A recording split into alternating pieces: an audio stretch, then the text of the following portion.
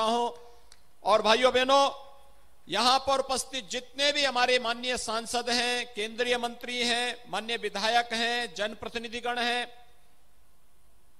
जितने भी para Olympian हैं और जितने भी देश के अलग अलग कोने से आए हुए हमारे खिलाड़ीगण हैं, इन सब का भी मैं हृदय से अभिनंदन करता हूं, उनका स्वागत करता हूं। मेरठ की जब बात होती है तो स्पोर्ट्स आइटम के लिए भी मेरठ जाना जाता है। अभी हम लोग जब आया था तो मुझे यहां का प्रशासन जो यहां पर प्रदर्शनी लगी है उस प्रदर्शनी को दिखाने के लिए लेके गया। स्वाभाविक रूप से हमारी सरकार ने 2018 में प्रधानमंत्री मोदी जी की प्रेरणा से एक जनपद एक उत्पाद की योजना लागू की। एक जनपद एक उत्पाद का मतलब जिस उत्पाद के माध्यम से उस जनपद की पहचान बन सके, जिस उत्पाद के माध्यम से वहां पर व्यापक रोजगार की संभावनाओं को आगे बढ़ाया जा सके और जिस उत्पाद के माध्यम से वहां पर न केवल रोजगार बल्कि निवेश की उन संभावनाओं को भी आगे बढ़ाया जा सके, उस व्यवस्था को आगे बढ़ाने के लिए जब हम लोगों ने चयन किया था, तमाम प्रकार के शोध करने के बाद जो हमारे सामने आया कि मेरठ को हम लोग स्पोर्ट्स आइटम के लिए चयन करेंगे। और मुझे प्रसन्नता है कि आज मेरठ ने एक लंबी छलांग इस दिशा में लगाई है और इसीलिए यहां पर अब एक मेरठ में स्पोर्ट्स यूनिवर्सिटी भी राज्य सरकार दे रही है। मैं इसके लिए आप सभी मेरठ वासियों को हृदय से बधाई देता हूं। बहुत शीघ्र इसका कार्य प्रारंभ होने जा रहा है, इसके लिए सभी खिलाड़ियों का अभिनंदन भी करता हूं। भाइयों बहनों, यहां पर मेरठ में जो स्पोर्ट्स के आइटम बनते हैं उसकी अपनी एक क्वालिटी है और न केवल देश के अंदर बल्कि दुनिया के अंदर उसकी व्यापक डिमांड है। लेकिन उस सब के बावजूद शासन स्तर पर जो प्रोत्साहन उन्हें मिलना चाहिए था उसकी कमी पहले दिखाई देती थी। लेकिन 2018 के बाद उसमें जो तीव्रता आई है वह अभिनंदनीय है, स्वागत योग्य है और दोनों एक साथ जब मिलकर के चलते हैं तो उसके परिणाम और बेहतर तरीके से आगे बढ़ सकते हैं। हम सब आभारी हैं प्रधानमंत्री मोदी जी के, जिन्होंने देश के खिलाड़ियों की प्रतिभा को और उनकी ऊर्जा को महसूस किया, चाहे वह खेलो इंडिया खेलो के माध्यम से और चाहे वर्तमान में सांसद खेल प्रतियोगिता के माध्यम से हर एक जनपद और संसदीय क्षेत्र में होने वाले आयोजनों के माध्यम से। हर जगह से माननीय सांसदगण हम लोगों को इस बात के लिए आमंत्रण दे रहे हैं कि हम लोग सांसद खेल प्रतियोगिता कराना चाहते हैं और इस सांसद खेल प्रतियोगिता में भागीदार बने। कोई मंत्री कोई ना कोई इसमें अवश्य आए और अपार उत्साह लोगों में देखने को मिला है।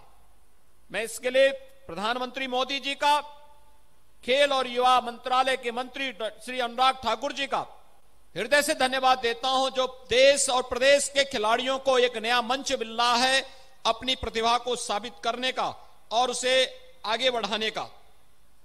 भाइयों बहनों, हम सब जानते हैं कि टोक्यो जापान में 24 अगस्त से 5 सितंबर तक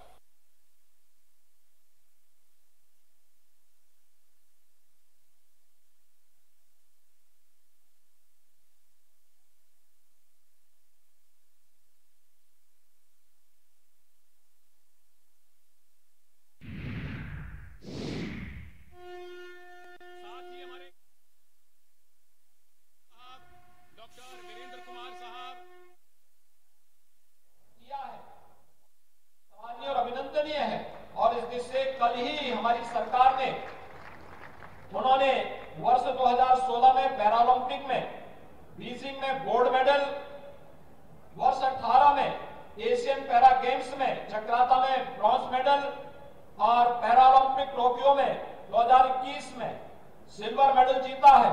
और इसके लिए राज्य सरकार ने कल ही उन्हें 5 वेतन वृद्धि की अपनी स्वीकृति भी दी है। मैं इसके लिए श्री सुभाष एलवाई को हृदय से बधाई देता हूं, अपनी शुभकामनाएं भी देता हूं। भाइयों बहनों, पूर्व में उत्तर प्रदेश में राष्ट्रीय और अंतर्राष्ट्रीय प्रतियोगिताओं में पदक अर्जित करने पर सामान्य खिलाड़ियों को ही पुरस्कार प्रदान किए जाने की व्यवस्था थी। हमारी सरकार ने माह सितंबर 2020 में सामान्य खिलाड़ियों की भांति दिव्यांगजन खिलाड़ियों को भी सम्मानित करने का निर्णय लिया और इसके अंतर्गत ओलंपिक गेम्स और पैरालंपिक गेम्स में प्रदेश के पदक विजेता खिलाड़ियों को एकल वर्ग में स्वर्ण पदक पर 6 करोड़, रजत पदक पर 4 करोड़ तथा कांस्य पदक पर 2 करोड़ रुपए की पुरस्कार स्वरूप दे जाने की व्यवस्था की गई। इसी प्रकार से टीम गेम्स में स्वर्ण पदक पर 3 करोड़, रजत पदक पर 2 करोड़ और कांस्य पदक पर 1 करोड़ रुपए पुरस्कार स्वरूप धनराशि प्रदेश के खिलाड़ियों को दे जाने का प्रावधान किया गया।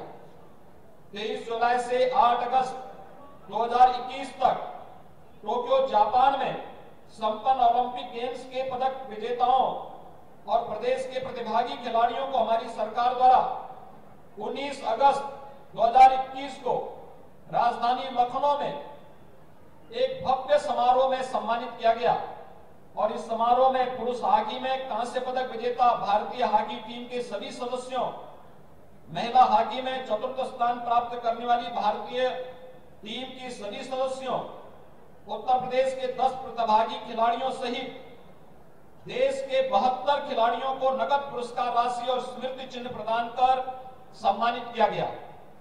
टोक्यो ओलंपिक में शानदार प्रदर्शन से देश का मान बढ़ाने वाली खेल प्रतिभाओं को सम्मानित करने के लिए आयोजित इस समारोह में स्वर्ण पदक विजेता को 2 करोड़, रजत पदक विजेता को 1.5 करोड़ और कांस्य पदक विजेता को 1 करोड़ एवं उत्तर प्रदेश के प्रतिभागी खिलाड़ियों को 25 लाख रुपए की नकद पुरस्कार राशि और स्मृति चिन्ह प्रदान कर सम्मानित किया गया।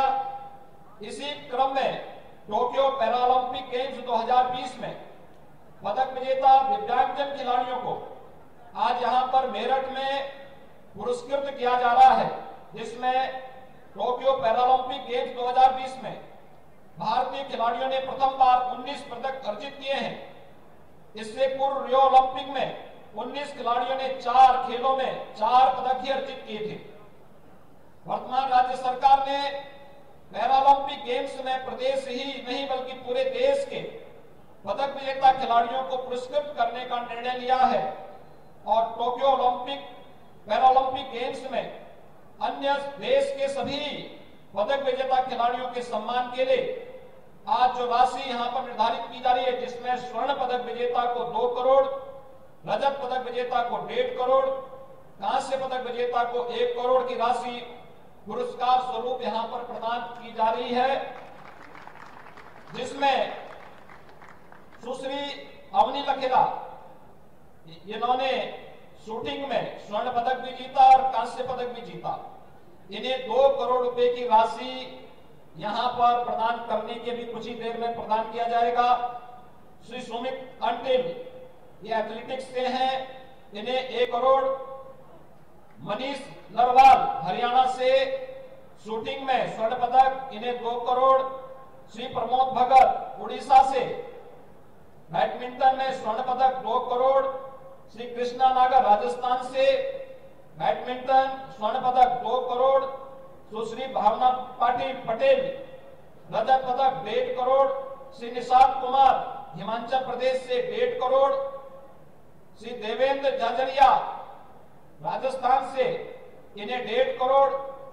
श्री योगेश कोठनिया, इन्हें 1.5 करोड़। प्रवीण कुमार, ये नोएडा उत्तर प्रदेश से हैं, इन्हें 4 करोड़। श्री मरियप्पन थंगावेलु तमिलनाडु से, इन्हें 1.5 करोड़। श्री सुहास अलवाई उत्तर प्रदेश, इन्हें 4 करोड़। श्री सिंगराज अधाना, इन्हें 1.5 करोड़। श्री सुंदर सिंह गुजर 1 करोड़। श्री शरद कुमार 1 करोड़। श्री हरविंदर सिंह, इन्हें 1 करोड़ और श्री मनोज सरकार, इन्हें 1 करोड़, यानी कुल 31 करोड़ रुपए इन सभी खिलाड़ियों को आज यहां पर पुरस्कार स्वरूप प्रदान किए जा रहे हैं। और मैं चाहूंगा एक बार जोरदार करतल ध्वनि से अपने सभी खिलाड़ियों का यहां पर सम्मान से पहले जोरदार करतल ध्वनि से इन सबका अभिनंदन आप सभी करें। इसके साथ ही राज्य सरकार ने यह भी तय किया है कि टोक्यो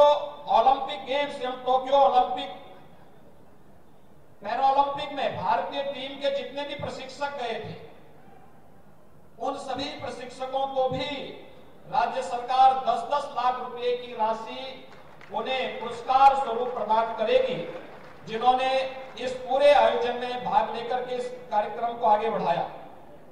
भाइयों बहनों, इसमें अन्य जो हमारे खिलाड़ी गए थे, जिनमें गौतम बुद्ध नगर के श्री वरुण सिंह भाटी, इटावा के श्री अजीत सिंह, संभल से श्री दीपेंद्र सिंह, बागपत से आकाश, मेरठ से विवेक चिकारा, मुजफ्फरनगर से सुश्री ज्योति, इन सभी 6 प्रतिभागी खिलाड़ियों को भी 25 लाख रुपए प्रत्येक को उपलब्ध सरकार इनमें पैरा ओलंपिक में प्रतिभाग करने के लिए यहां पर उन्हें यह सुविधा उपलब्ध करा रही है।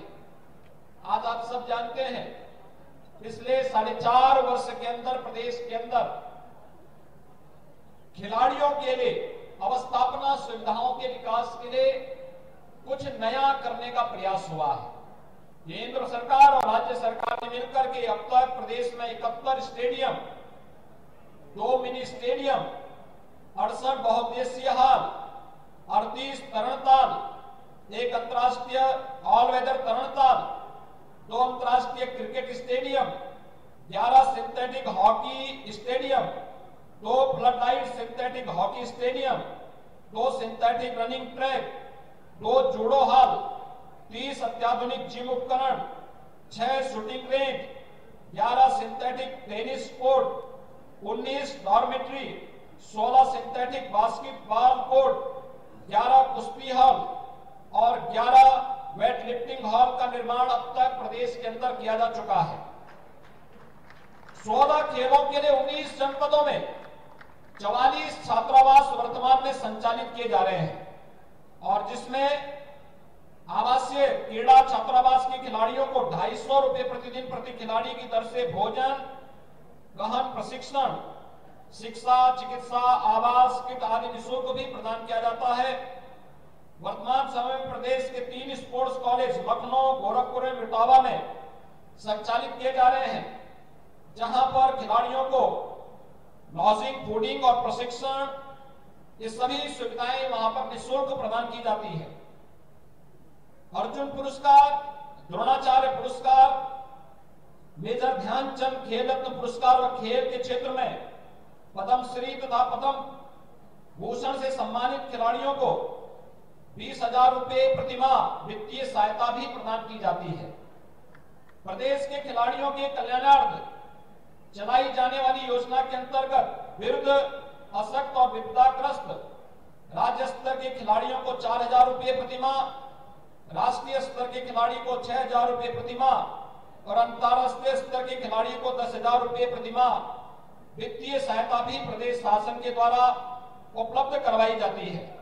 मैं एक बार फिर से टोक्यो पैरालंपिक में हमारे जिन इन प्रतिभाशाली खिलाड़ियों ने देश के लिए खेला है, देखिए खेल महत्वपूर्ण होता है और उस खेल में प्रतिभाग करना, अपनी शारीरिक दिव्यांगता को दरकिनार करते हुए, ये सचमुच अत्यंत अभिनंदनीय हुआ है कि अपनी शारीरिक दिव्यांगता को दरकिनार करते हुए देश के लिए जिस जज्बे के साथ कोरोना महामारी को धता बताते हुए इन खिलाड़ियों ने जो प्रदर्शन वहां पर किया है, भाइयों बहनों, अत्यंत अभिनंदनीय है। और जिन्होंने मेडल देश के लिए जीता है, उससे देश का गौरव बढ़ा है, प्रदेश का गौरव बढ़ा है। इसमें प्रदेश सरकार ने तय किया कि और प्रदेश के ही खिलाड़ी नहीं, खिलाड़ी देश के लिए खेलता है। हम सब देश के कारण हैं और देश हमारी पहचान है, इसलिए हम सब देश के सभी खिलाड़ियों को समान रूप से यहाँ पर सम्मान करेंगे। और आज सम्मान समारोह यहाँ पर आयोजित हुआ है।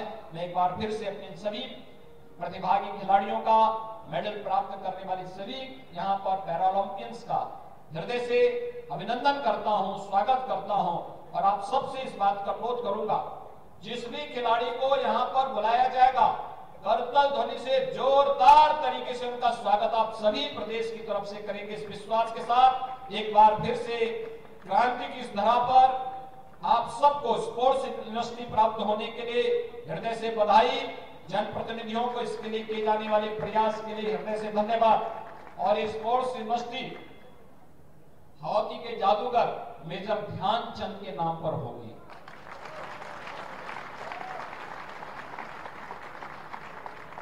भारत का सर्वोच्च खेल पुरस्कार को प्रधानमंत्री जी ने मेजर ध्यानचंद जी के नाम पर घोषित किया है और उत्तर प्रदेश की यह पहली स्पोर्ट्स यूनिवर्सिटी भी मेजर ध्यानचंद के नाम पर जानी जाएगी।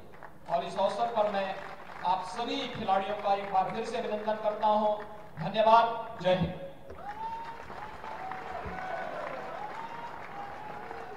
बहुत बहुत धन्यवाद।